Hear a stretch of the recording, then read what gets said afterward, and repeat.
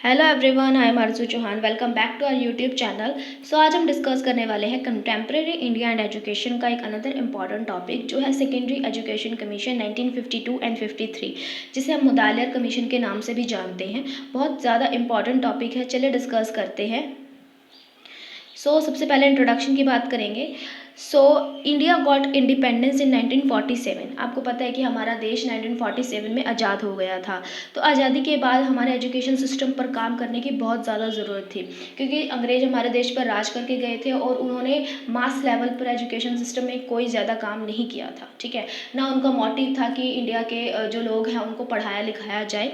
But जब आज़ाद हुए तो उसके बाद देखा गया कि हमारे एजुकेशन को बहुत ज़्यादा ज़रूरत है।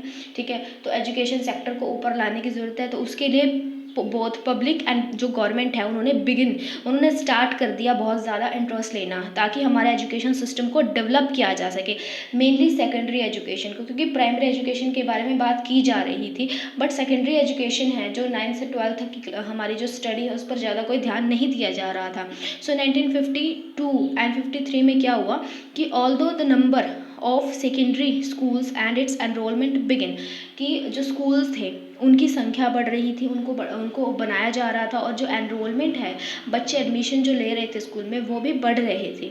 Even before India attaining independence the quality of education important was unable to meet the changing social economic need of the country. ठीक है, जो एजुकेशन हमें इंडिपेंडेंस से पहले मिलती थी वो इतनी ज़्यादा अच्छी नहीं थी, और ऐसी नहीं थी कि जो मीट कर पाए, क्या कर पाए, unable to meet the changing, जो जैसे जैसे हमारा एनवायरनमेंट चेंज हो रहा था, ठीक है, मॉडर्नाइजेशन आ रहा था जैसे जैसे, तो उसको बैलेंस नहीं कर पा रही थी एजुकेशन। ठीक है, यूनिवर्सिटी एजुकेशन कमीशन ने भी सेकेंडरी एजुकेशन कमीशन के बारे में कहा कि ये सबसे ज़्यादा वीकेस्ट लिंक है अवर education machinery.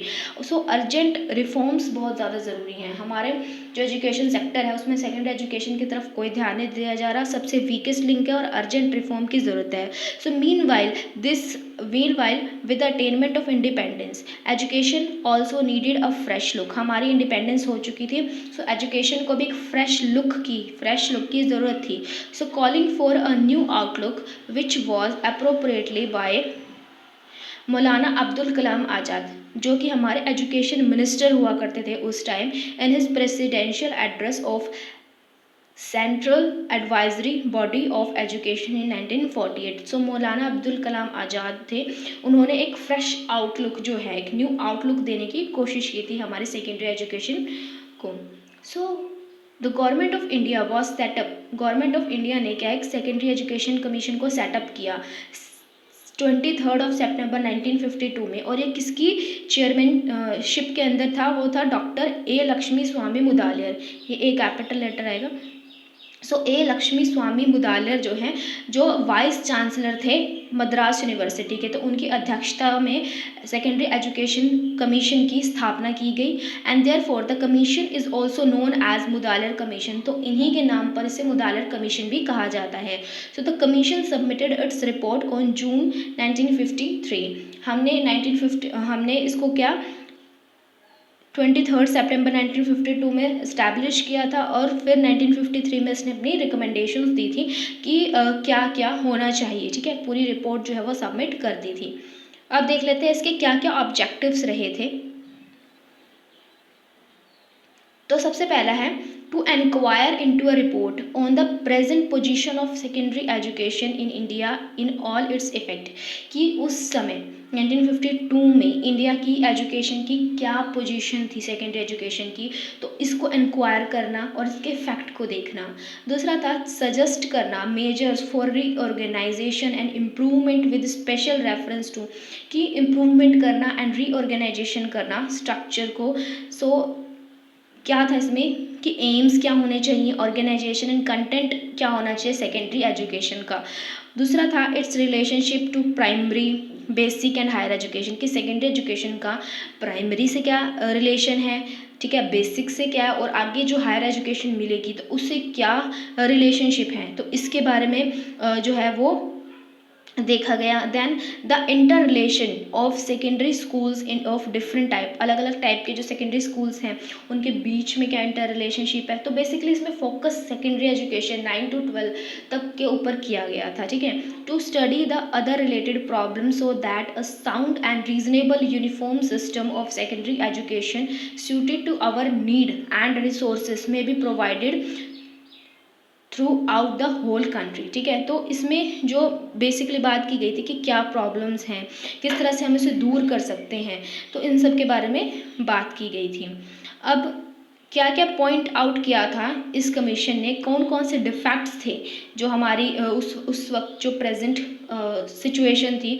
So the education provided in the school is isolated from life. तो एजुकेशन ऐसे दी जा रही थी जो कि ज़िंदगी से लिंक नहीं करती थी, ठीक है, लाइफ से लिंक नहीं करती थी, बिल्कुल उसको लाइफ से आइसोलेट करती थी, ऐसी शिक्षा दी जाती थी। So use of traditional methods, पढ़ाने के ट्रेडिशनल मेथड से लेक्चर मेथड का इस्तेमाल किया जा रहा था, ठीक है। इट इज़ नैरो था, वन साइडेड था, सिर्फ टीचर जो है वो एक्टिव रोल प्ले करता था और जो बच्चे थे वो पैसिव रोल ही प्ले करते थे, ठीक है, ज़्यादा इन्वॉल्व नहीं होते थे। And it fail to train the whole personality of the student, क्योंकि हमारी जो शिक्षा है उसका उद्देश्य है कि बच्चे की ओवरऑल डेवलपमेंट करना, उसके पर्सनैलिटी के हर एस्पेक्ट का विकास करना। तो इसमें वो चीज़ जो है वो कहीं लैक कर रही थी। अगला है कि too much importance to English, क्योंकि अंग्रेज हमारे देश पे राज करके गए थे और उन्होंने इंग्लिश को ही फैलाया था, तो इसमें ज़्यादातर इंग्लिश के ऊपर ही फोकस किया जा रहा था, ठीक है। Then the independence of thoughts and initiatives in action were lacking due to ineffective, due to ineffective, यहाँ इनइफेक्टिव आएगा, ठीक है, due to ineffective method of teaching, क्योंकि मेथड ऑफ जो टीचिंग थे वो बिल्कुल इनइफेक्टिव थे। जब बच्चा पैसिव रोल प्ले कर रहा है, सिर्फ लेक्चर मेथड से ही पढ़ रहा है, तो वो अपने जो विचार है वो कैसे खुल के रख सकता था, ठीक है। तो बहुत इनइफेक्टिव थे मेथड, ठीक है, लैकिंग, ठीक है, तो लैक कर रही थी बहुत सारी चीज़ें उस समय। So increase in the size of the class, कि क्लास में इतने सारे बच्चे पढ़ रहे थे बट टीचर एक तो इतना ध्यान नहीं दिया जाता था टीचर के द्वारा सभी बच्चों पर। दूसरा है मोर स्ट्रेसफुल एग्जामिनेशन सिस्टम, बहुत ज़्यादा स्ट्रेसफुल एग्जामिनेशन सिस्टम था, ये सब खामियां थी, ठीक है।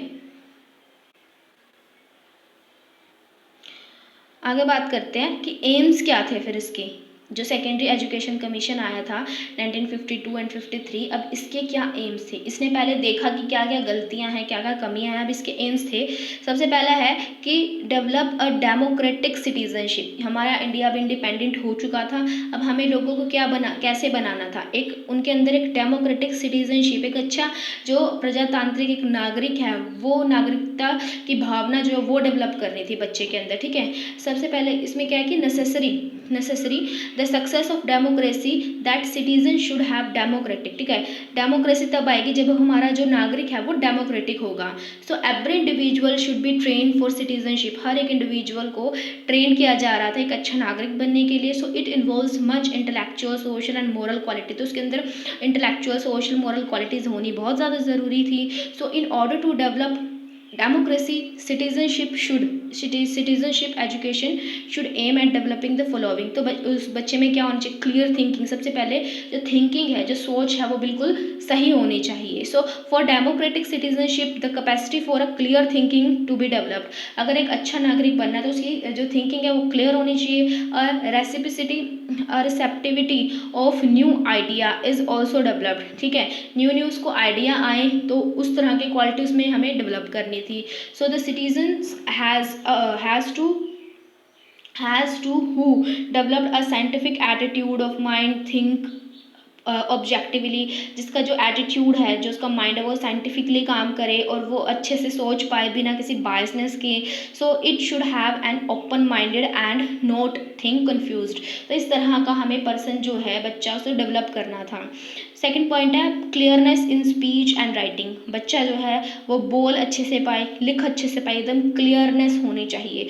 सो clarity of thoughts should be accompanied, ठीक है, उसके जो थॉट्स है वो क्लियर होने चाहिए, एंड स्पीच एंड राइटिंग अच्छी होनी चाहिए। Free and clear contemplation is very necessary for free decision. अगर किसी को अच्छा डिसीजन लेना तो उसे क्या है, हर चीज़ से दूर होना होगा, ठीक है। So education should develop intellectual awakening and free thinking in childrens, कि बच्चे के अंदर फ्री थिंकिंग, बिना किसी पक्षपात के जब वो सोचेगा तो ही अच्छे से वो थिंक कर पाएगा। उसके बाद थर्ड पॉइंट है training in art of living, उसे जीने का तरीका सिखाना, ठीक है। In a democratic society every individual is important, हर individual important, and so individual has to train in the art of living efficiently in the community, की कम्युनिटी में किस तरह से बेहतरीन तरीके से रहना है वो भी उसे सिखाना है बच्चे को। So education should develop the virtues like उसे discipline, cooperation, self sensitiveness and tolerance, हर चीज़ उसे बच्चे को सिखानी चाहिए हमें। So progress of society is possible only with the help of these virtues, तो ये जितनी भी विर्च्यूज़ हैं, हमारे वैल्यूज़ हैं, तो इस तरह की हमें उन्हें सिखानी है। True sense of true patriotism, उसे देशभक्ति की भावना भी सिखानी है हमें बच्चे को। So the education has to foster the sense of true patriotism in the citizens of the country. So education should enable them to appreciate the social and cultural achievement of their country, की जो बच्चा है उसको इस तरह से हमें पढ़ाना चाहिए कि उसे हमारे देश पर गर्व हो, उसके सोशल कल्चरल जो भी उसने अचीव किया है उसके ऊपर गर्व होना चाहिए, ठीक है। उसके बाद है कि सेंस ऑफ वर्ल्ड सिटीजनशिप, उसको ये भी सेंस करवाना कि वो सिर्फ भारत का ही नागरिक नहीं है बल्कि पूरे विश्व का एक नागरिक है। So with the help of education student to be taught that they are not only the citizen of their country, सिर्फ अपनी कंट्री के नहीं है बल्कि पूरे देश के नागरिक हैं, पूरे विश्व के नागरिक हैं। So development of one's country can not take place without the help of others, ठीक है, कि सिर्फ एक कंट्री का विकास खुद से नहीं होता, उसे बाकी कंट्रीज पर भी डिपेंड होना होता है, ठीक है। So the student should be prepare to discharge their responsibility to the world also, तो जो बच्चा है उसको, स्टूडेंट है उसको सिर्फ अपनी कंट्री के लिए नहीं बल्कि पूरे विश्व के लिए उसकी रिस्पॉन्सिबिलिटी बनती है और उसे अपनी रिस्पॉन्सिबिलिटी को निभाना चाहिए। ये तो हमारा फर्स्ट पॉइंट था। अब हमारा जो सेकंड पॉइंट है, देखिए ये हमारा फर्स्ट पॉइंट था कि डेवलप करना डेमोक्रेटिक सिटीजनशिप, तो इसी में हमारे सब पॉइंट्स आए हुए थे। अब जो हमारा सेकंड पॉइंट बनता है वो ये है कि डेवलपमेंट ऑफ वोकेशनल एफिशिएंसी, ठीक है। सिटीजनशिप हमने उसे अच्छा बना दिया, उसके बाद है कि उसके अंदर वोकेशनल एफिशिएंसी भी, वोकेशनल एफिशिएंसी मतलब वो व्यवसाय कर सके, वो कुछ कमा सके अपने लिए, ठीक है। सो location of patience is necessary for development of efficient citizenship. Education should aim at providing vocational training to every citizen of the country, तो education का ये भी aim है कि वो स्टूडेंट को वोकेशनल ट्रेनिंग दे ताकि वो पढ़ाई ख़त्म होने के बाद अपने लिए आजीविका कमा सके। After acquiring efficiency of craft, ठीक है, वो क्या करे, उसे क्राफ्ट आप सिखा सकते हैं, इंजीनियरिंग सिखा सकते हैं। The tendency of doing white collar job would diminishing in individual and does the foundation of democracy might be strengthening, क्योंकि ये देखा जाता है कि जब बच्चे ज़्यादा पढ़ लिख जाते हैं तो वो जो थोड़ी छोटे लेवल की जॉब होती है वो नहीं करना चाहते हैं, ठीक है, तो वो वाइट कॉलर जॉब ही करना चाहते हैं। तो इस तरह की जो भावना है उनके अंदर, तो वो क्या होगी, थोड़ी कम होगी कि नहीं कोई भी काम छोटा या बड़ा नहीं होता। तो उनको क्या है, सेकेंडरी एजुकेशन में ही उनको क्राफ्ट सिखाया जाए, बहुत सारे ऐसे काम है, स्पिनिंग है, वीविंग है, ये सब कुछ सिखाई जाए ताकि जो हमारी डेमोक्रेसी है वो सच में स्ट्रेंथन होगी। देन डेवलपमेंट ऑफ पर्सनैलिटी, बच्चे की जो पर्सनैलिटी है, ऑल अराउंड डेवलपमेंट है वो किया जाए। So in a democratic country individual has got down its own importance. Education should aim at not only the development of one's factor of personality, कि सिर्फ एक फैक्टर ऑफ पर्सनैलिटी इंटेलिजेंस का विकास करना नहीं है, but that of the whole personality, उसकी हर personality का, उसमें लिटरेरी आए, ठीक है, पढ़ाई लिखाई, आर्टिस्टिक, कल्चरल एंड इंटरेस्ट। सो इन सभी चीज़ों को डेवलप करना जो है वो ज़रूरी है जिससे कि उसकी जो लाइफ है वो एनरिच हो। उसके बाद है एजुकेशन फॉर लीडरशिप, कि उसके अंदर क्या है, लीडरशिप की भावना भी आए, ठीक है, लीडरशिप की क्वालिटी बच्चे के अंदर डेवलप हो। सो success of democracy depend on the leaders, जो हमारी डेमोक्रेसी है, प्रजातांत्रिक है हमारा, तो उसमें क्या है, अच्छा लीडर होना बहुत ज़्यादा ज़रूरी, लीडर्स की क्वालिटी होनी ज़रूरी है। सो नैरो माइंडेड जो लीडर्स हैं can not make progress in the field of politics, science, literature etcetera. तो जो पर्सन नैरो माइंडेड है, जिसकी सोच ही छोटी है, तो वह देश का विकास नहीं कर सकता, ना ही वो खुद का विकास कर सकता है। तो जो भावना है, देश प्रेम की भावना है, ट्रू लीडरशिप की क्वालिटी है, वो होनी बहुत ज़्यादा ज़रूरी है। उसके अंदर बहुत से वर्च्यूज़ होने चाहिए, जैसे टॉलरेंस, ठीक है, सहनशीलता होनी चाहिए, ज्ञान होना चाहिए, अंडरस्टैंडिंग होनी चाहिए, डिसिप्लिन, जस्टिस की भावना होनी चाहिए। Education should inculcate these virtues among citizens of the society. तो एजुकेशन से हम स्टूडेंट्स के अंदर इस तरह की जो वर्च्यूज हैं उनको इनकलकेट, उनको डाल सकते हैं। तो ये थे एम्स। अब बात कर लेते हैं कि रीऑर्गेनाइजेशन ऑफ सेकेंडरी एजुकेशन, जो सेकेंडरी एजुकेशन है उसको किस तरह से दोबारा से रीऑर्गेनाइज किया गया, ठीक है। सो सबसे पहली बात है कि ड्यूरेशन जो थी, so the secondary education is for children of 11 to 17, ठीक है, 11 से लेके 17 साल के बच्चे के लिए ये एज थी। So there should be no contradiction between the secondary and the basic education, कि आपको सेकेंडरी एजुकेशन और जो बेसिक एजुकेशन है उसके बीच में कोई कॉन्ट्राडिक्शन नहीं करना चाहिए। सेकेंडरी अलग है एंड बेसिक अलग है।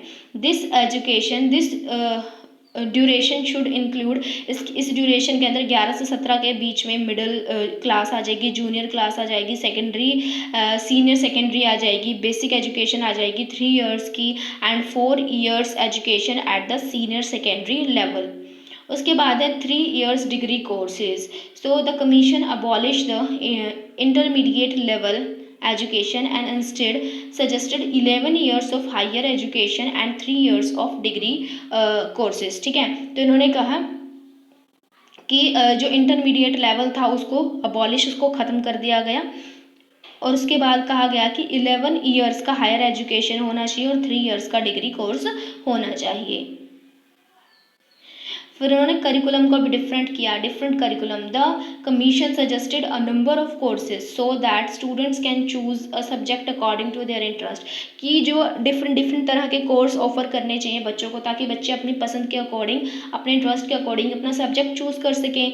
So these courses would begin from very first year of the secondary education. So secondary education का जो फर्स्ट ईयर है वहीं से वो उसे पिक कर ले।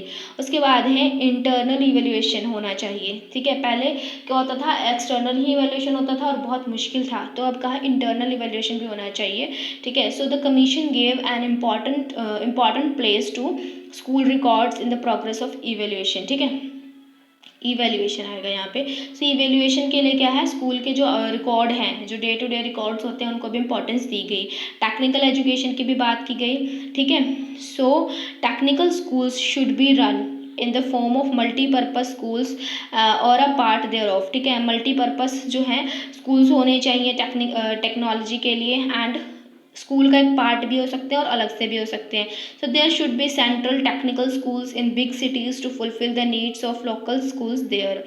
उसके बाद है definite rules of apprenticeship be framed, ठीक है। उसके बाद क्योंकि डेफिनेट रूल होने चाहिए कि जब आप बच्चे को सिखा रहे हो, पढ़ाई के साथ साथ कोई चीज़ सिखा रहे हो, तो उसके रूल्स भी अच्छे से फ्रेम होने चाहिए। There should be an industrial education cess, industrial education cess भी होना चाहिए, ठीक है। अदर काइंड्स ऑफ स्कूल की भी बात करी थी इन्होंने, ठीक है। For fulfilling the specific needs of the country, for fulfilling the specific need of the country special schools भी ओपन, ठीक है, कि हमें कंट्री के अलग अलग नीड्स को फुलफिल करना है तो अलग अलग तरीके के स्कूल्स भी होने चाहिए। So the commission recommended that a public schools be retained, ठीक है। पब्लिक जो स्कूल्स हैं वो भी होने चाहिए, कि सिर्फ सरकारी स्कूल नहीं होने चाहिए, पब्लिक स्कूल भी होने चाहिए जो अलग अलग तरीके की बच्चों को शिक्षा दें। ब्राइट स्टूडेंट्स की financial assistance by the centre and the state, कि जो इंटेलिजेंट बच्चे हैं, ब्राइट स्टूडेंट हैं, तो उनको स्कॉलरशिप भी देनी चाहिए स्टेट एंड सेंटर के द्वारा। रेसिडेंशियल स्कूल्स भी ओपन, रेसिडेंशियल स्कूल भी होने चाहिए, and the number of schools भी इंक्रीज्ड, और स्कूल्स की संख्या भी बढ़ाई जानी चाहिए। को एजुकेशन की भी बात की थी इन्होंने कि जो गर्ल हैं एंड बॉय हैं उन दोनों को एक साथ शिक्षा दी जानी चाहिए। As regard women education, as regard women education education, the commission said that there should be no distinction between education of boys and girls, कि लड़का और लड़के की शिक्षा के बीच में कोई भेदभाव नहीं होना चाहिए. there should be provisions for teaching of home science for girls, कि लड़कियों के लिए होम साइंस होना चाहिए in co-education schools whatever needed and possible. So there should be separate school for girls, अगर ज़रूरत पड़े तो लड़कियों के लिए अलग स्कूल भी बनवाए जाने चाहिए. Proper condition should be created in mix for को एजुकेशनल स्कूल, से प्रॉपर कंडीशंस सेटअप होनी चाहिए कि ताकि मिक्स हो करके लड़का और लड़की एक साथ पढ़ सकें. ठीक है, उसके बाद ये हमने पढ़ लिया. उसके बाद स्टडी ऑफ लैंग्वेज की भी बात करिए. सो जो हमारा कमीशन है, जो हमारा कमीशन था मुदालिर कमीशन, सो उन्होंने या मुदालिर कमीशन आएगा तो मुदालिर कमीशन ने क्या क्या बोला कि स्टडी ऑफ मदर टंग, आप मदर टंग में पढ़ सकते हो, अपनी रीजनल लैंग्वेज में पढ़ सकते हो, ऑफिशियल लैंग्वेज जो यूनियन की है उसमें पढ़ सकते हो, या तो किसी ओरिएंटल लैंग्वेज में या इंग्लिश में स्टडी कर सकते हो. ठीक है, तो आगे देखते हैं कि द कमीशन, इस कमीशन ने बोला एट द प्राइमरी स्टेज पर मदर टंग में पढ़ाया जाएगा या फिर रीजनल लैंग्वेज में पढ़ाया जाएगा कि जिसमें बच्चा कंफर्टेबल हो पढ़ने में.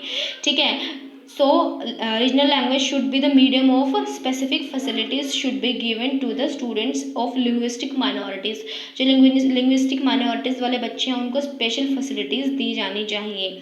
एट द मिडल स्टेज पे क्या है, the student must learn 2 languages, बच्चे को 2 लैंग्वेज ज़रूर से पढ़ानी चाहिए.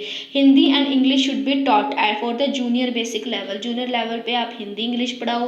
और at the higher school stage, higher education stage, students should study 2 languages, बच्चों को 2 लैंग्वेजेस जो है वो पढ़ाई जानी चाहिए हाई स्कूल पर. Out of which one should be the mother tongue और द रीजनल लैंग्वेज. ठीक है, या तो मदर टंग होगी या फिर रीजनल लैंग्वेज होगी. करिकुलम की बात करते हैं. करिकुलम में क्या कहा गया कि इसमें कहा गया कि commission suggested curriculum of 2 stages. At the middle stage there should be language, middle stage पे आप लैंग्वेज, जर्नल साइंस पढ़ाओ, मैथमेटिक्स पढ़ाओ, social studies, art, music, industrial craft and health education आप बच्चों को पढ़ा सकते हो. At the school and higher secondary level पे there should be mother tongue. ठीक है, रीजनल लैंग्वेज और mother tongue, oriental language and one of the languages Hindi, primary English. ठीक है, एंड हायर इंग्लिश पढ़ा सकते हो जिनका ऑलरेडी है. ठीक है, प्राइमरी इंग्लिश उनको पढ़ाओ जिनका कि जो है इंग्लिश नहीं, जिन्होंने मिडिल लेवल पर पढ़ी थी.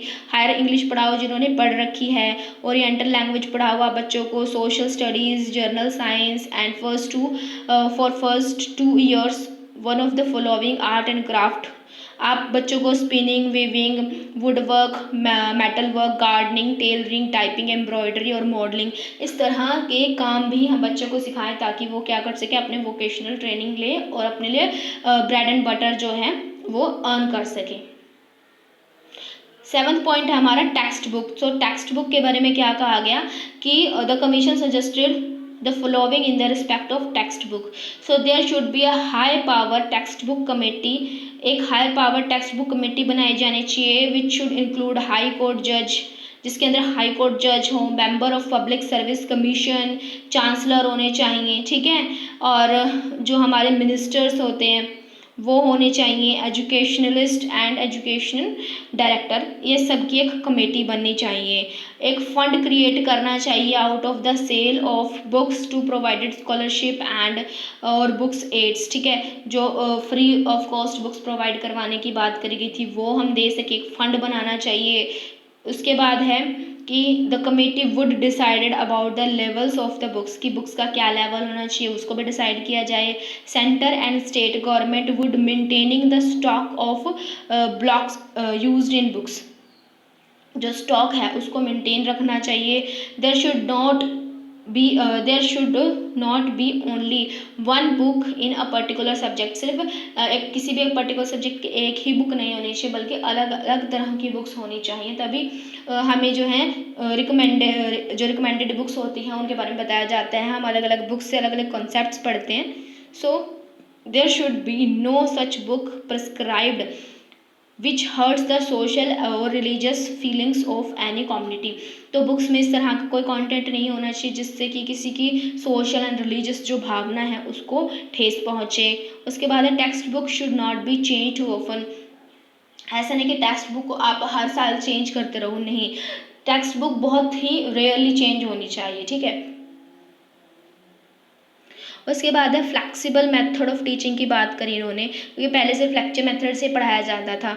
So the method of teaching should be such which not only gives the knowledge but develop the attitude, values, habits of the student। सिर्फ बच्चों का इंटेलिजेंस लेवल नहीं बढ़ाना चाहिए बल्कि उनका हर एस्पेक्ट बढ़ाना है, उनको अच्छा हमें उनके अंदर पॉजिटिव एटीट्यूड डेवलप करना है, अच्छी वैल्यूज़, अच्छी हैबिट्स जो है वो डेवलप करनी है।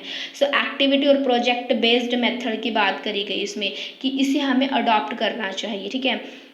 लर्निंग बाय डूइंग करनी चाहिए। The method of teaching adopted should provided enough opportunity to the students to develop their thinking and reasoning and expressions abilities. कि इस तरह का हमें टीचिंग मेथड बच्चों को देनी चाहिए ताकि उनको अपॉर्चुनिटी मिले, ताकि वो सोच सके, उनकी रीजनिंग एबिलिटी और एक्सप्रेशन एबिलिटी बेहतर हो सके।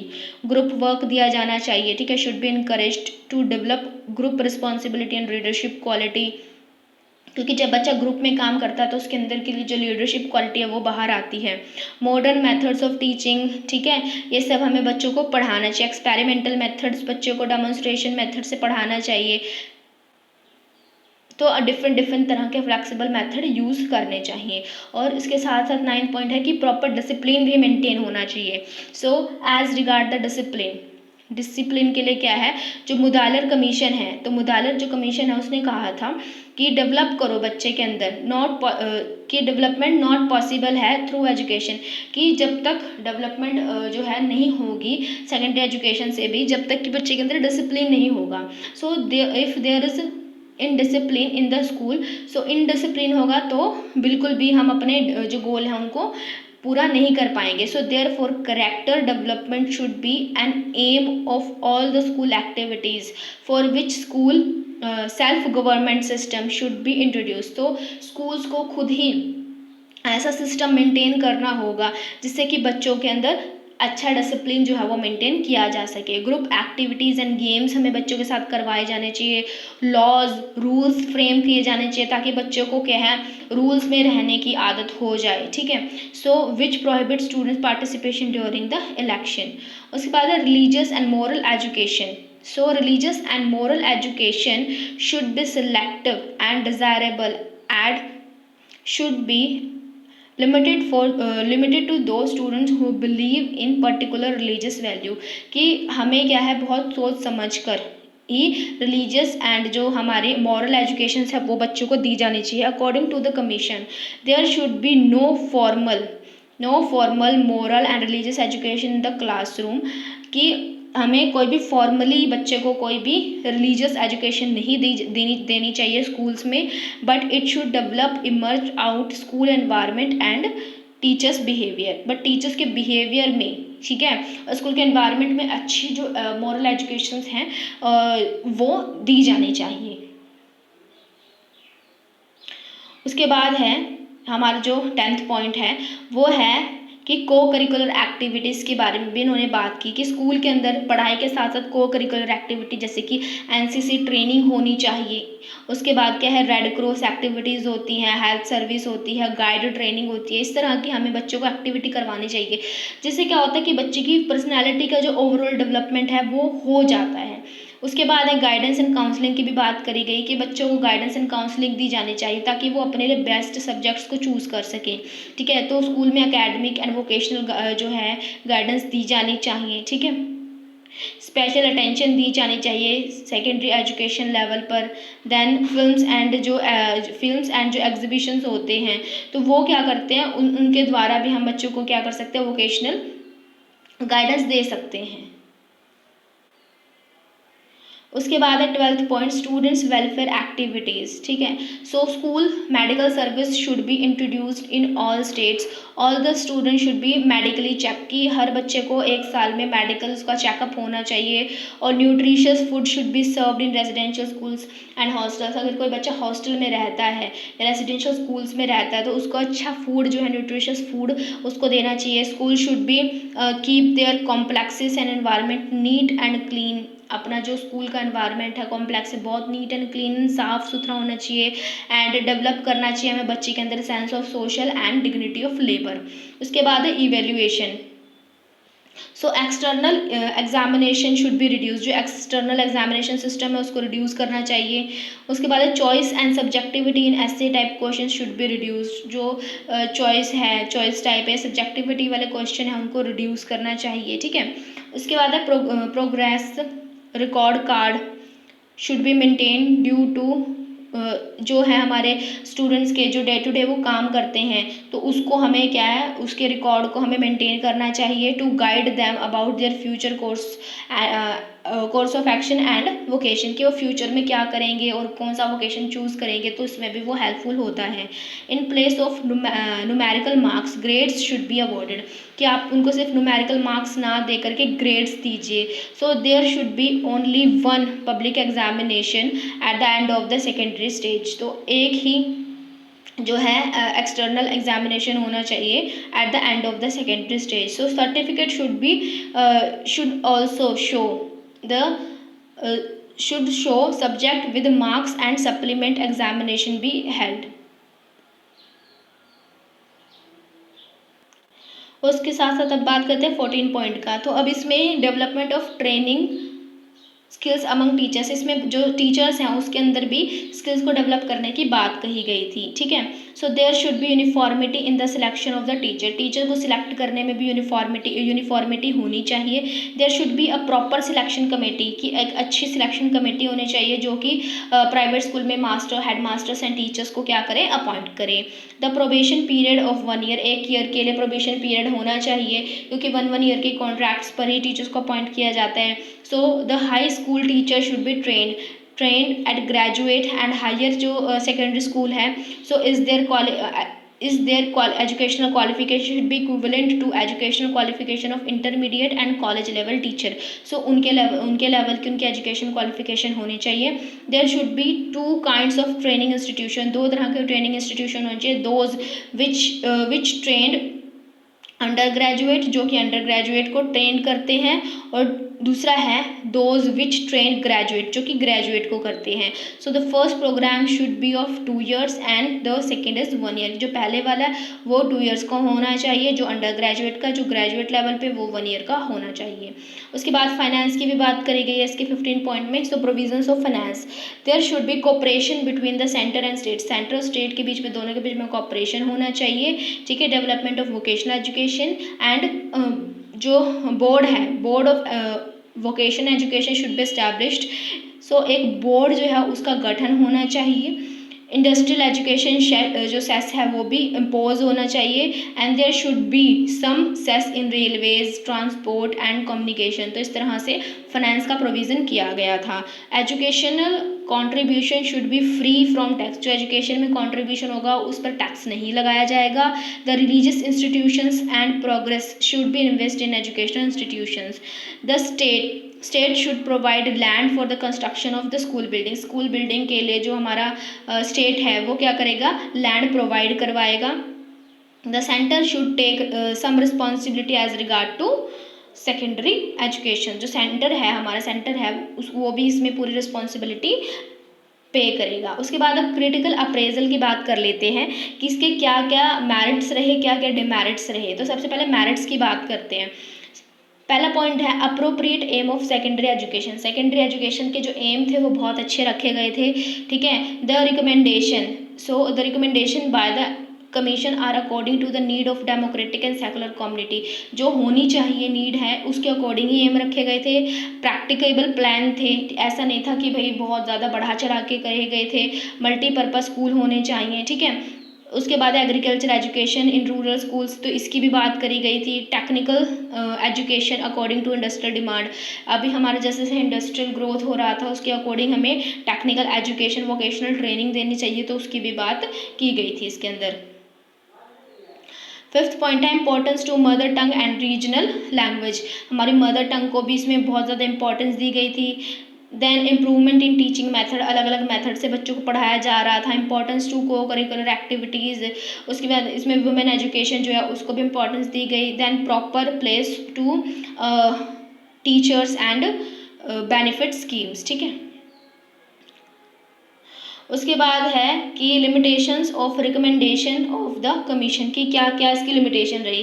पहला था इनकम्प्लीट रिकमेंडेशंस थी, कि पूरी नहीं थी, ठीक है। So the recommendation given by the commission are incomplete थी in itself. No recommendation regarding the educational qualification of the management member of private schools, की प्राइवेट स्कूल के जो मैनेजमेंट के मेंबर हैं उनकी क्या क्वालिफिकेशन होनी चाहिए उसके बारे में कुछ नहीं बताया गया था। And they are working for bringing improvement in the school system, कि वो स्कूल सिस्टम के लिए क्या क्या करेंगे, तो उसके बारे में भी कुछ नहीं था। और निगलेक्ट किया था वुमेन एजुकेशन को, ठीक है। सो नो रिकमेंडेशन, इसमें रिकमेंडेशन नहीं दी गई थी स्पेसिफिकली वुमेन एजुकेशन के बारे में, क्योंकि वुमेन बहुत बड़ा पार्ट है सोसाइटी का, तो बहुत ज़्यादा वुमेन पर के एजुकेशन पे एम्फेसिस नहीं दिया था। ओवर बर्डन करिकुलम बहुत ज़्यादा जो है वो बर्डन कर दिया गया था।